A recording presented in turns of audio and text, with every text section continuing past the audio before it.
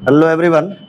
आज हम class 9th के chapter force and laws of motion के topic Newton's third law of motion पर डिस्कशन करेंगे। इसके पिछले वीडियोस में हम लोगों ने Newton's first law of motion और उसके applications, Newton's second law of motion और उसके एप्लीकेशन, फिर फ्रिक्शन, इतना पार्ट कवर कर लिया है। आज का टॉपिक होगा Newton's third law of motion. सबसे पहले हम लोग इसके स्टेटमेंट के बारे में समझते हैं कि इसका स्टेटमेंट क्या है Newton's third law of motion का।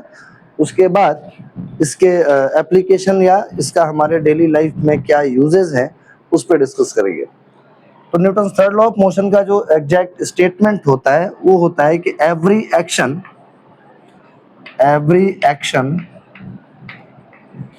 Have equal and opposite reaction. Newton's third law of motion ये बोलता है कि every action has equal and opposite reaction. ये बहुत सामान्य सी बात है। आप अपने डेली लाइफ में देखिए कि अगर आप किसी की हेल्प करेंगे तो निश्चित रूप से अगर कभी आपको जरूरत पड़ ही जाती है, हर आदमी को कभी न कभी किसी न किसी से जरूरत पड़ती ही है। तो अगर आपने किसी की हेल्प करी तो सामने वाला आपको कुछ नहीं तो एक सिंपल सा थैंक यू भी बोलता है, तो उस थैंक यू का उतना ही इम्पोर्टेंस होता है जितना कि उसके लिए उस हेल्प का है। तो आपका किसी व्यक्ति को हेल्प करना इज द एक्शन, और उसके रिटर्निंग गिफ्ट के तौर पे जो वो आपको थैंक यू बोलता है that is the reaction. And the value of your action and the opposite reaction is same. यही बात हमारे फिजिकल मैकेनिक्स में भी एप्लीकेबल है कि एवरी एक्शन है इक्वल एंड अपोजिट रिएक्शन। बहुत सिंपल सा लॉ है, कुछ बहुत ज्यादा इसमें लंबा चौड़ा डिस्कशन के लिए होता नहीं है।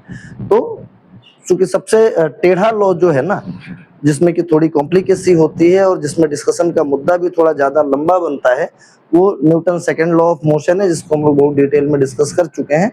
बाकी every action has equal and opposite reaction, this is the Newton's third law of motion, और ये स्टेटमेंट इसका इतना ही होता है। अब ये बात हम लोग अपने डेली लाइफ में देखते हैं कि कैसे every action has equal and opposite reaction. तो सबसे पहला एग्जाम्पल जो है वो हम लेते हैं, एक आपने ये देखा होगा मिसाइल लॉन्चिंग या रॉकेट लॉन्चिंग। एग्जाम्पल लिया propulsion of rocket. Propulsion of rocket का मतलब, प्रोपल्शन शब्द का मतलब होता है कि रॉकेट जो है वो जब चलता है तो आपने देखा होगा कि वो अपने पीछे बहुत तेजी के साथ धुआं फेंक रहा होता है, या जेट प्लेन जो चलते हैं वो, ये सब एक ही तरह के एग्जाम्पल में आते हैं। जेट प्लेन, इवन इफ आपका normal passenger plane, jet plane, passenger plane, ठीक, ये सारी चीजें जो हैं वो इस सिद्धांत पे काम करती हैं, इस प्रिंसिपल पे काम करती हैं कि every action has equal and opposite reaction. अब इसमें क्या एक्शन है और क्या रिएक्शन है हमको वो देखना है। तो आप जब रॉकेट को चलते हुए देखेंगे तो आपने ये देखा होगा कि वो पीछे की तरफ बहुत तेजी के साथ धुआं छोड़ रहा है। तो जब वो पीछे के साथ धुआं छोड़ता है तो एटमॉस्फेयर में उसका वो धुआं जो है एटमॉस्फेरिक एयर के साथ कोलाइड करता है, टकराता है। तो वो धुआं उस एटमॉस्फेरिक एयर के डिफरेंट लेयर्स पर एक फोर्स अप्लाई करता है। वो फोर्स अप्लाई करना जो है that is the action.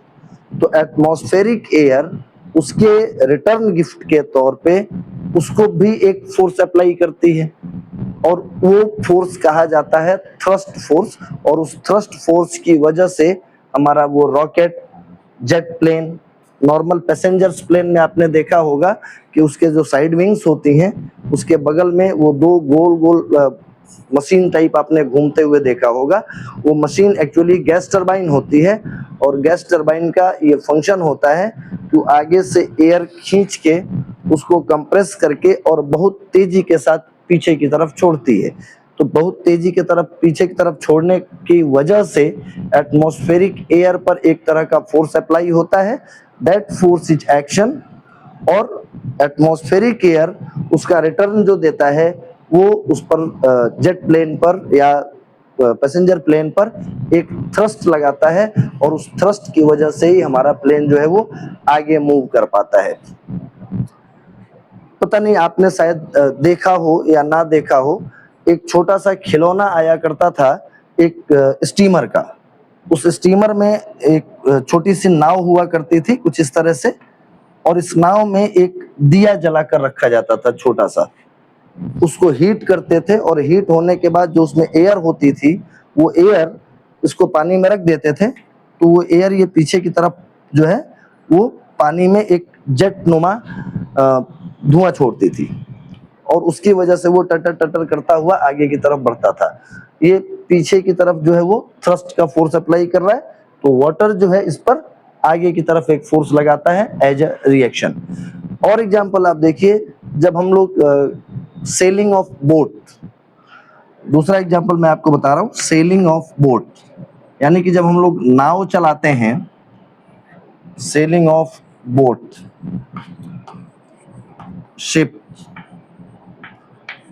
Steamer etcetera, तो आपने देखा होगा कि जब बोट चलाई जाती है सिंपल पतवार का यूज करके, तो वो पानी को पीछे की तरफ पुश करते हैं ऐसे, और नाव हमारी आगे की तरफ बढ़ती है। तो ये पीछे की तरफ पुश करना इज द रिएक्शन, और ठीक उसके इक्वल और अपोजिट पीछे की तरफ पुश करना इज द एक्शन, और पीछे की तरफ पुश करने के एक्शन के रिटर्न गिफ्ट में हमको जो फोर्स मिलता है दैट इज द रिएक्शन, और वो हमारी नाव को आगे बढ़ाता है। सेम काम शिप में और जेट स्टीमर्स में ये मशीन के थ्रू किया जाता है कि उसमें पीछे एक प्रोपेलर लगा होता है, वो प्रोपेलर पानी को पीछे की तरफ पुश करता है। तो जब वो पानी को पीछे की तरफ पुश करेगा दैट इज द एक्शन, और वाटर से हमको जो रिटर्न गिफ्ट मिलता है दैट इज द रिएक्शन, और वो हमारी स्टीमर को या नाव को आगे बढ़ाता है। हम स्विमिंग करते हैं, थर्ड एग्जांपल जो है ये हम देखेंगे स्विमिंग। स्विमिंग करते हुए लोगों को, स्विमर्स को आपने देखा होगा कि वो हाथ से ऐसे चलाते हैं, पानी में जब वो पड़े रहते हैं तो वो हाथ को ऐसे चला रहे होते हैं। इसका मतलब ये हुआ कि वो पानी को पीछे की तरफ पुश करते हैं। तो पानी को पीछे की तरफ पुश करना इज द एक्शन, और पानी उसके रिटर्न गिफ्ट में हमको क्या देता है, रिएक्शन, जिसकी वजह से स्विमिंग आगे की तरफ होती है। ये तो नॉर्मल बातें हो गई। हमारा चलना, जमीन पर जब हम चल रहे होते हैं तो आप चलने के दौरान अपने पैर के एक्टिविटी को ध्यान से देखिए। आप जब पैर को ध्यान से देखेंगे तो आपको ये फील होगा कि आप पैर आगे बढ़ाकर और जहां रखते हैं, कदम जब आगे रखते हैं तो आप उस जगह पे पैर दबाते हैं, आप धरती को या जमीन को पीछे की तरफ पुश करते हैं। तो आपने उसको पीछे की तरफ, जमीन को पीछे की तरफ पुश किया, दैट इज द एक्शन। तो जमीन उसके एवज में आपको जो रिटर्न गिफ्ट देती है जिसकी वजह से आप आगे बढ़ पाते हैं, दैट इज द रिएक्शन। अब इसका प्रूफ भी हम आपको बताते हैं कि कैसे हम जमीन को पैर रख के पीछे की तरफ पुश करते हैं। अगर हमको जब फिसलन वाली जमीन पर चलना पड़ जाता है तो हमारी पुशिंग उतनी proper, due to less amount of friction, उतनी अच्छे तरीके से नहीं हो पाती है। तो जब हम पीछे की तरफ पुश अच्छे तरीके से नहीं कर पाएंगे तो हमारा एक्शन कमजोर पड़ गया, और जब हमारा एक्शन कमजोर पड़ गया तो डेफिनेट सी बात है कि उसका रिएक्शन भी इक्वल एंड अपोजिट होना है, तो आपको रिएक्शन भी कम ही मिलेगा, और उसकी वजह से हमको चलने में दिक्कत आती है। और एग्जाम्पल आप देखिए, मान लीजिए कि यहाँ हमारे पास दीवार है और दीवार में हमने एक कील ठोक रखी है ऐसे।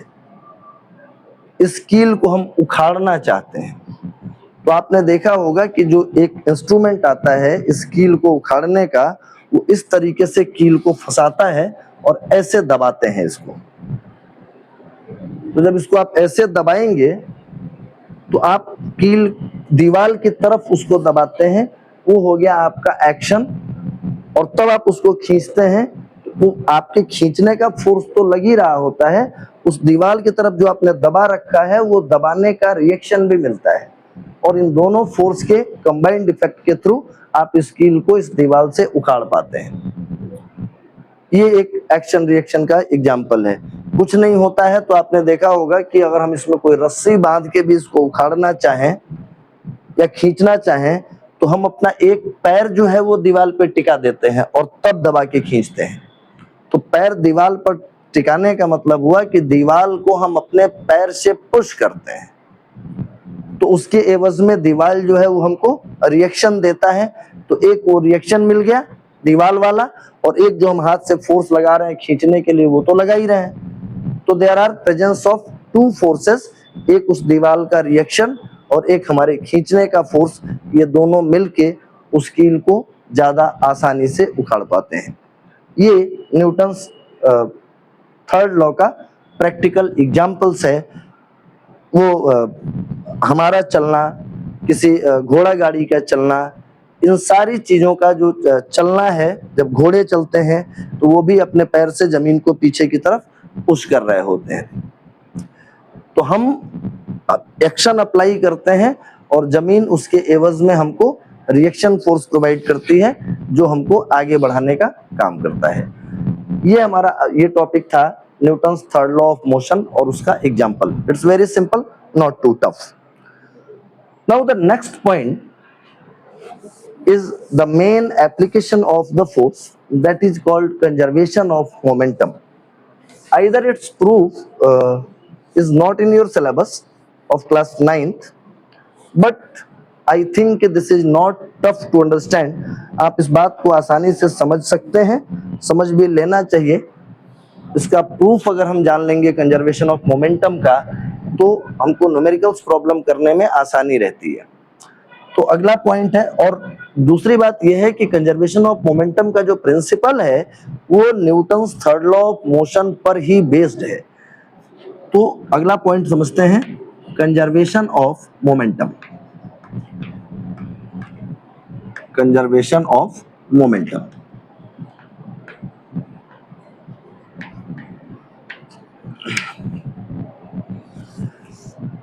भले ही इसका प्रूफ सिलेबस में नहीं है, लेकिन इसका प्रूफ समझ लेने से न्यूमेरिकल्स प्रॉब्लम जो है वो हमारे लिए बहुत आसान हो जाती हैं, क्योंकि हमको कॉन्सेप्ट पहले से पता होता है।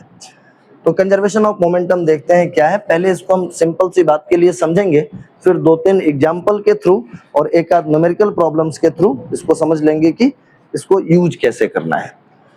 तो कंजर्वेशन ऑफ मोमेंटम ये बोलता है कि मान लीजिए हमारे पास एक यहाँ पे कोई एक ऑब्जेक्ट है, वो m1 मास का है, यहाँ एक दूसरा ऑब्जेक्ट है वो m2 मास का है, और ये m1 मास का ऑब्जेक्ट इस तरह से u1 मीटर पर सेकंड की वेलोसिटी से चल रहा है। ये m2 मास का ऑब्जेक्ट जो है वो इधर u2 मीटर पर सेकंड की वेलोसिटी से चल रहा है। और यहाँ की सिचुएशन ये है कि u1 u2 से बड़ा है, u1 is greater than u2, यानी कि जो ऑब्जेक्ट पीछे चल रहा है इसकी वेलोसिटी ज्यादा है और जो आगे चल रहा है उसकी वेलोसिटी कम है।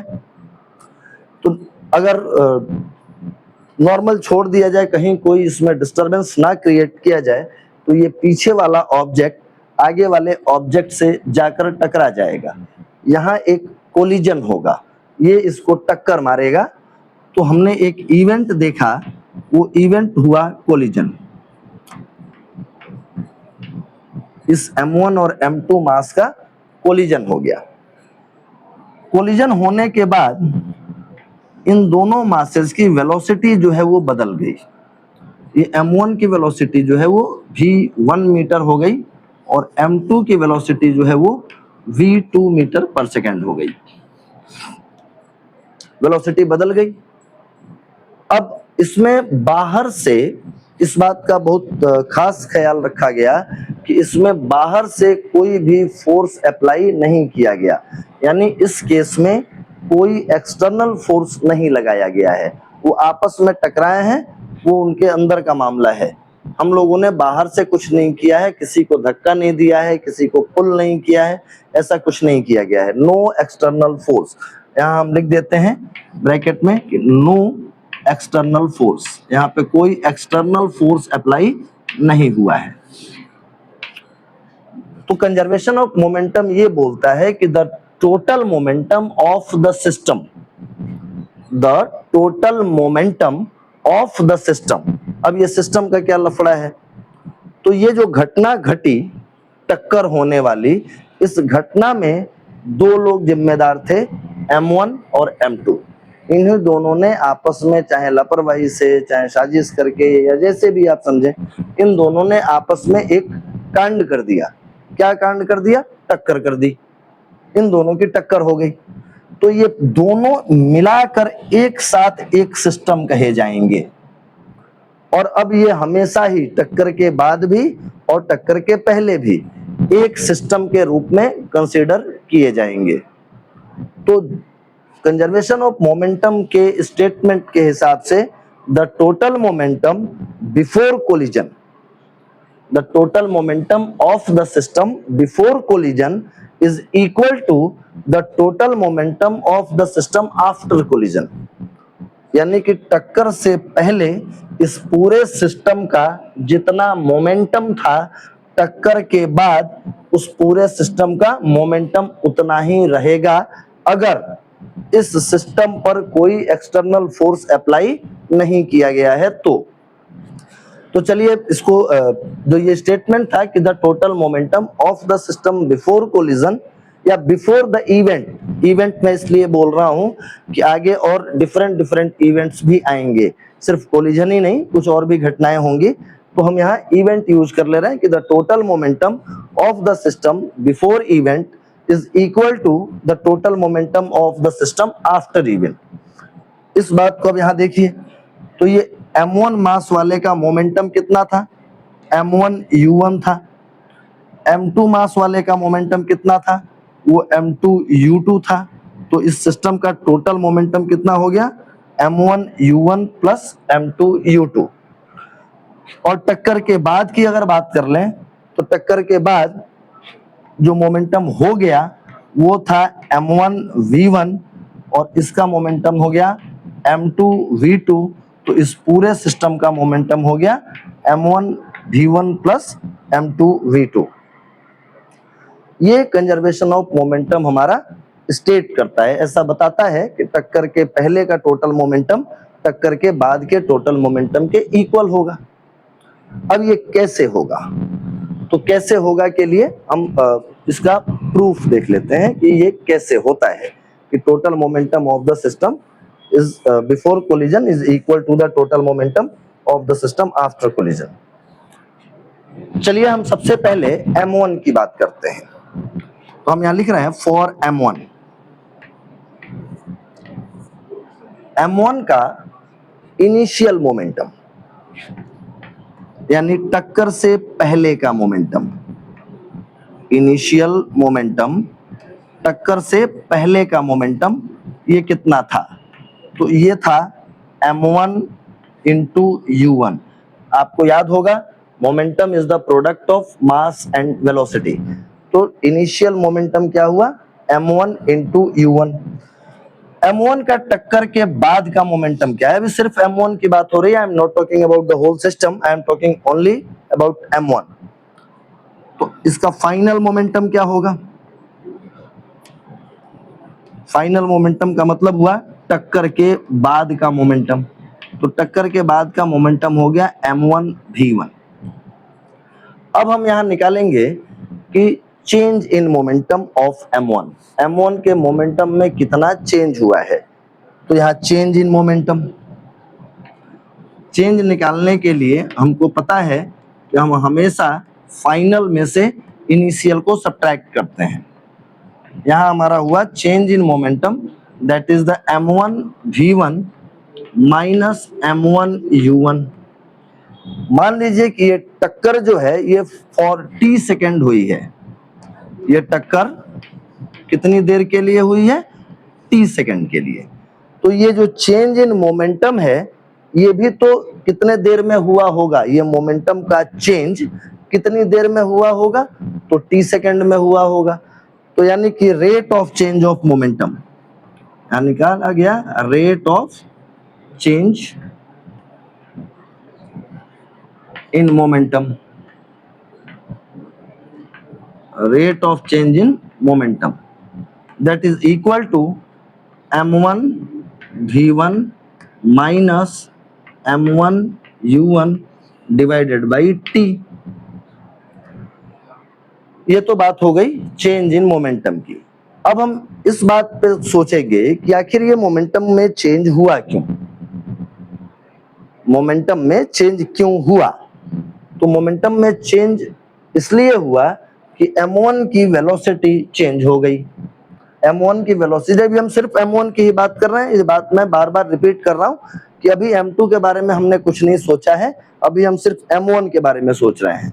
m1 के बारे में सबसे पहले सोचा कि उसका इनिशियल मोमेंटम क्या था, उसके बाद सोचा कि उसका टक्कर के बाद मोमेंटम क्या हो गया, उसके बाद ये सोचा कि उसके मोमेंटम में चेंज कितना आया, फिर ये सोचा कि उसका रेट ऑफ चेंज क्या हुआ, कितनी देर में ये मोमेंटम चेंज हुआ, तो पर यूनिट टाइम कितना चेंज हुआ। ठीक है, ये तीन बातें हमने सोच ली। उसके बाद अगली बात जो आई कि भाई ये मोमेंटम में चेंज क्यों हुआ, m1 के साथ ऐसा क्या हो गया कि उसका मोमेंटम चेंज हो गया। तो ऐसा ये हो गया कि उसकी वेलोसिटी चेंज हो गई। यहाँ पे वेलोसिटी उसकी u1 थी, टक्कर के बाद उसकी वेलोसिटी v1 हो गई, तो वेलोसिटी चेंज हो गई। वेलोसिटी क्यों चेंज हो गई, वही मैंने आपको इसके पिछले वीडियोस में भी ये बताया है कि we want to find out the root cause, कि ऐसा क्यों हो रहा है। तो पहले मोमेंटम का चेंज पता चला, घटना जो हमको दिखी वो मोमेंटम क्या चेंज दिखी। उसके बाद हमने सोचा कि भाई मोमेंटम में चेंज क्यों, तो वेलोसिटी में चेंज। फिर वेलोसिटी में चेंज क्यों, तो वेलोसिटी में चेंज होने का रीजन सिर्फ एक ही होता है और वो है फोर्स। लो, ये तो गड़बड़ हो गई, हमने तो कहा कि भाई हमने तो कोई फोर्स नहीं लगाया, और बिना फोर्स के ये हो नहीं सकता, बिना फोर्स के वेलोसिटी चेंज हो नहीं सकती, और हमने बाहर से कोई फोर्स नहीं लगाया। मैंने ये बोला कि हमने बाहर से कोई फोर्स नहीं लगाया। सपोज करिए कि आपके घर में कोई सामान गायब हो जाए और ये डैम श्योर है कि बाहर से कोई चोर नहीं आया। मान लो पापा की जेब से पैसे गायब हो गए और बाहर से कोई चोर नहीं आया, तो बाकी आप समझदार हैं, बाकी आप समझदार हैं कि मतलब चोर जो है वो घर के अंदर ही बैठा होगा। और पापा की जेब से पैसा गायब होने में सबसे ज्यादा शक जो होता है वो मम्मी पे होता है। पापा की जेब से अगर पैसा गायब हो गया और बाहर से ये डैम श्योर है कि कोई चोर नहीं आया है, तो पापा पूछेंगे तो सबसे पहले मम्मी से पूछेंगे कि भाई तुमने पैसा निकाला है क्या। तो इसका मतलब है कि मामला जो है फोर्स तो लगा है, बस हमने बाहर से फोर्स नहीं लगाया है, फोर्स लगा है अंदर ही लगा है। अंदर किसने लगाया है, तो अगर ये दोनों भाई साहब लोग सिस्टम में शामिल थे और इनके ऊपर फोर्स लगा है तो इन्होंने लगाया होगा, m2 ने। यानी कि m1 पर जो फोर्स लगा वो लगाया m2 ने, और वो फोर्स कुछ इस तरह से लगा, ये हमने फोर्स का डायरेक्शन बनाया, ये फोर्स लगा और इसको हम लिख रहे हैं F21।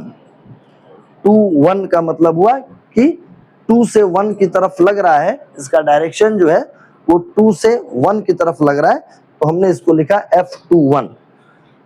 अब इसके बारे में सारी इंफॉर्मेशन हमारे पास कलेक्ट हो गई है, इसका rate of change of momentum पता चल गया। Newton second law of motion क्या बोलता है कि rate of change of momentum is equal to the rate of वो नेट एक्सटर्नली अप्लाइड फोर्स। तो एक्सटर्नली तो कोई नहीं लगा, लेकिन इसके लिए m1 के लिए m2 के द्वारा लगाया गया फोर्स एक्सटर्नल ही है, वो m1 के अंदर से तो लगा नहीं है, m1 पर किसी ने बाहर से लगा दिया है। तो किसने लगा दिया है, m2 ने लगा दिया है। तो m2 ने उस पर फोर्स लगाया F21। इट मींस कि this is equal to F21। यहां एक बात खत्म हो गई m1 के बारे में। अब अगली बात है, ये सारी चीजें हम M2 के लिए भी फाइंड आउट करते हैं। तो फॉर M2 के लिए जब हमने शुरू किया पता करना, तो what is the initial momentum, हम इसी सामने सामने लिख दे रहे हैं, दोबारा ये पूरा स्टेटमेंट लिखने की जरूरत नहीं है। तो initial momentum of M2 that is the M2U2। What is the final momentum of M2 that is M2 into V2। Final momentum हो गया M2 into V2। Change in momentum, तो चेंज इन मोमेंटम हो गया M2 V2 minus M2 U2। इसको भी तो उतना ही time मिला जितना M1 को मिला था, तो यानी कि rate of change of momentum इसके लिए क्या हो जाएगा, इसके लिए हो जाएगा M2 V2 minus M2 U2 और डिवाइडेड बाई T। अब फिर जितनी बातें हम लोगों ने M1 के बारे में इन्वेस्टिगेट की थी वो सारी बातें यहाँ अप्लाई कर देते हैं। बात वही रही होगी, क्या रही होगी कि M2 के मोमेंटम में चेंज हुआ। क्यों चेंज हुआ, तो M2 की वेलोसिटी चेंज हुई, U2 से V2 हो गई। वेलोसिटी क्यों चेंज हुई, तो इस पर फोर्स लगा। वो फोर्स भाई किसने लगाया, तो वो फोर्स लगाया M1 ने, वो फोर्स लगाया M1 ने, और उसको हम लिख रहे हैं F12। M1 पर M2 पर जो फोर्स लगा वो M1 ने लगाया और उसको हमने लिखा F12, यानी this is equal to F12।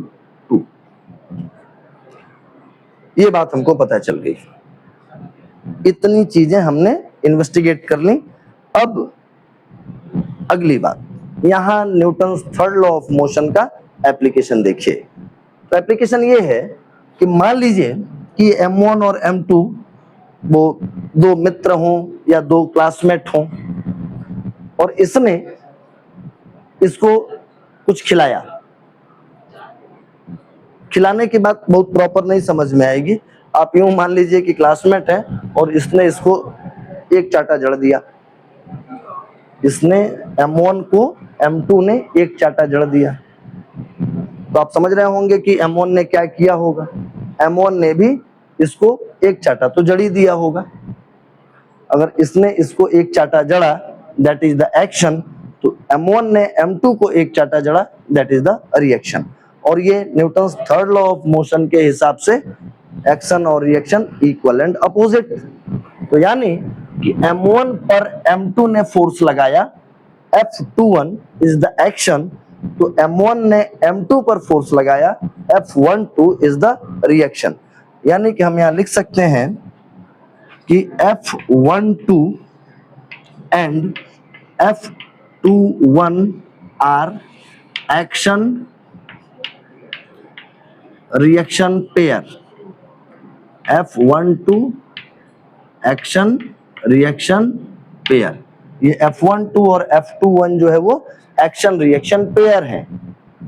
एक फोर्स को किसी को भी आप एक एक्शन मान लीजिए, ये कोई जरूरी नहीं है कि F12 ही एक्शन और F21 ही रिएक्शन होगा। अगर आपने F12 को एक्शन माना तो F21 रिएक्शन कहलाएगा, और अगर आपने F21 को एक्शन माना तो F12 रिएक्शन कहलाएगा। ये एक्शन रिएक्शन पेयर हो गए। तो जब एक्शन रिएक्शन पेयर हो गए तो इनको हमको पहले तो इक्वल करना है, तो चलिए भाई इक्वल कर लिया। लेकिन फोर्स एक वेक्टर क्वांटिटी है, तो हम इस पर वेक्टर लगा के लिख रहे हैं, और ये इक्वल और अपोजिट है, तो यहाँ हमने माइनस साइन भी लगा दिया। यानी कि F12 is equal to minus का F21। इतना पॉइंट आप याद रखिएगा, F12 is equal to F21 with minus sign. ये बताता है Newton's third law of motion कि these two forces are action and reaction pair, they are equal and opposite। अब F12 ये चीज है और F21 ये चीज है और F12 ये चीज है, तो हमको F21 के साथ माइनस साइन लगाकर लिख देना है। तो मैं ये चीजें डिलीट कर रहा हूं, और आप ये देखिएगा, मैं थोड़ा सा यहाँ रहने देता हूं नीचे ताकि हमको भूले नहीं कि क्या लिखना है, और हम इसको दोबारा लिखते हैं। हमको F12 को एज इट इज लिखना है, तो हम F12 को एज इट इज लिख लेते हैं, M2 V2 minus M2 U2 divided by T, और इक्वल टू F21 के साथ हमको माइनस साइन अप्लाई करके लिखना है, तो हम यहाँ माइनस साइन अप्लाई करके लिख रहे हैं M1 V1 minus M1 U1 और डिवाइडेड बाई T। ये हमने लिखा F12 और ये लिखा माइनस का F21 और दोनों को इक्वल करा दिया। इक्वल जो है वो मैग्नीट्यूड के मामले में हो गया और अपोजिट डायरेक्शन के मामले में हो गया। चलिए अब इसको आगे हम सॉल्व कर देते हैं, और इसको सॉल्व करने पर दोनों तरफ से हमने t को कैंसिल आउट किया है, और यहाँ ये देखा है कि M2 V2 minus M2 U2 is equal to minus M1 V1 plus M1 U1। अब हम लोग देख रहे हैं कि U1 और U2 इस घटना में इनिशियल वेलोसिटीज थी M1 और M2 की, और V1 और V2 घटना के बाद की वेलोसिटी थी। तो हम घटना के पहले वेलोसिटी वाले को एक साथ और घटना के बाद की वेलोसिटी वाले को अलग वो बाइफरकेट कर लेते हैं। तो हम U वाले टर्म को एक तरफ और V वाले टर्म को एक तरफ कर देते हैं। तो हम ये लिख सकते हैं, इस M1 V1 को आप इधर लेके आइए, तो that is the M2 V2 plus M1 V1 is equal to M1 U1 और प्लस M2 U2। ये जो है आप ध्यान से देखिए तो आपको ये दिखेगा कि इधर राइट हैंड साइड में जो लिखा है ये चीज है टोटल मोमेंटम बिफोर कोलिजन, और ये चीज है टोटल मोमेंटम आफ्टर कोलिजन। मैंने पहले भी ये बात बोली थी कि कंजर्वेशन ऑफ मोमेंटम का जो स्टेटमेंट है वो ये होता है कि the total momentum of the system after collision या after event is equal to the total momentum of the system before event. तो this is the conservation of momentum, and it is the proof of conservation of momentum by using two main laws of Newton's, that is the Newton's second law of motion, जिसका कि apply हम लोगों ने यहाँ पे किया कि ये फोर्स के बराबर कराया, और this is the Newton's third law of motion जहाँ कि हम लोगों ने फोर्स को इक्वल एंड अपोजिट दिखाया। ये पूरा हमारा टॉपिक था conservation of momentum including Newton's third law of motion. Thank you, and it's my sincere request and information for you that please be continue with the videos, because in the next video we are discussing the application of conservation of momentum through some numericals problem. Thank you, and that's all for today.